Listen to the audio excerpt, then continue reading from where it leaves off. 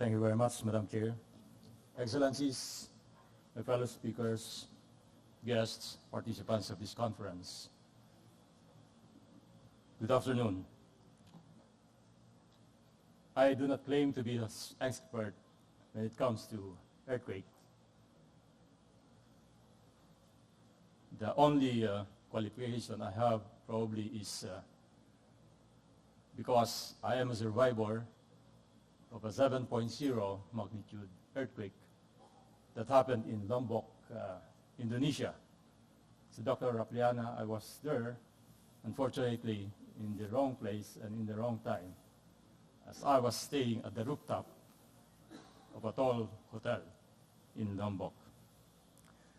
But I would not like to share my experience there, personal experience, but to give you a broad plan as far as the government is concerned, and particularly the Department of Interior and local government. And in order for us to fully grasp and understand the risks that we have here in Metro Manila, particularly when the anticipated magnitude 7.2 West Valley Fault earthquake occurs, it is important that we know how this risk is transformed to risk assessment, risk management, and risk transfer. I just would like to read through my manuscript so I could manage my time, as it's already 12 o'clock. And disaster risk is, as earlier mentioned and presented by Dr. Benson, is a function of the probability of occurrence of a hazard of varying severity in a particular location, the people and assets situated in that location and therefore exposed to the hazard, and the level of vulnerability of those people and assets to that hazard. Understanding the interrelationships between hazards on the one hand and exposure and vulnerability of the population, buildings, livelihoods, and infrastructure on the other hand is important for public investment planners. It provides critical knowledge for making decisions that would reduce disaster risk of the exposed population and assets in the present and avoid the creation of more disaster risk in the future. Thus, while hazards cannot be prevented, risk can be managed with a focused attention to limiting exposure and reducing vulnerability.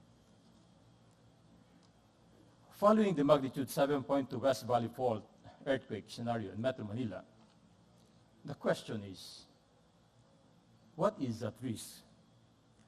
As a brief background, the West Valley Fault earthquake scenario is derived from the results of the Metro Manila Earthquake Impact Reduction Study, or MIRES, conducted by FIBOX, Metro Manila Development Authority, and the Japan International Cooperation Agency, or JICA, from August 2002 to March 2004. And according to that study, there are 18 earthquake scenarios that can likely affect Metro Manila and its vicinity. The projected impacts of the MVF earthquake in MIRES were updated and enhanced in the Greater Metro Manila Area Risk Analysis Project, or GMMA RAP, in 2013. Specifically, the worst case scenarios identified in MIRES are, first, Scenario 8, which is generated by the MVF, causing a magnitude 7.2 earthquake and leading to severe damage in Metro Manila. Scenario 13, whereas is generated by the Manila Trench, causing a magnitude 7.9 earthquake and leading to the occurrence of tsunami. Now let us focus on the West Valley Fault that has moved 4 times and generated strong earthquakes within the last 1,400 years, as mentioned by Usec here. The approximate return period of these earthquakes is between 400 to 600 years, and no large event along that West Valley Fault is known after the 17th century, and we are now in the 20th century.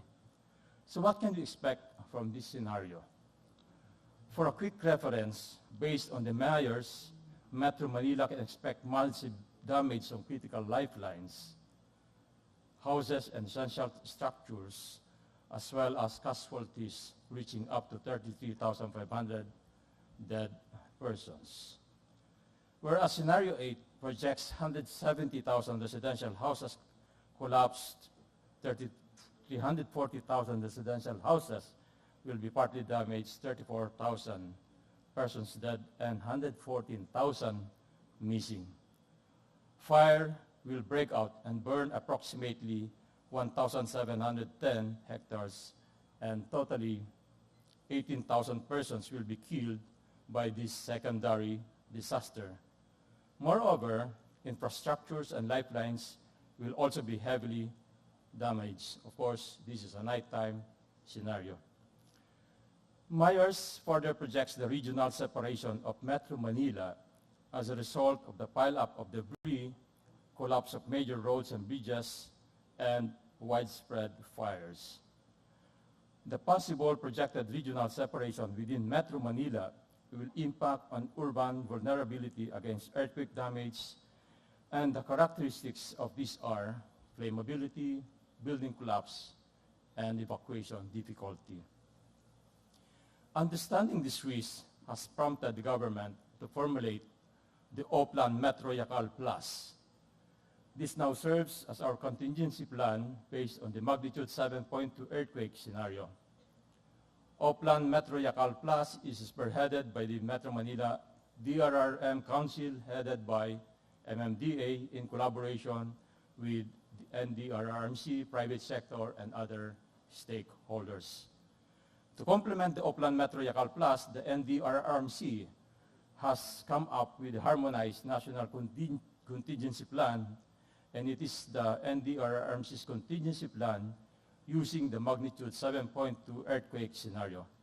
It prearranges response actions on the unaffected regions in Luzon, Visayas, and Mindanao to assist earthquake-affected areas in Metro Manila, Regions 3 and 4A.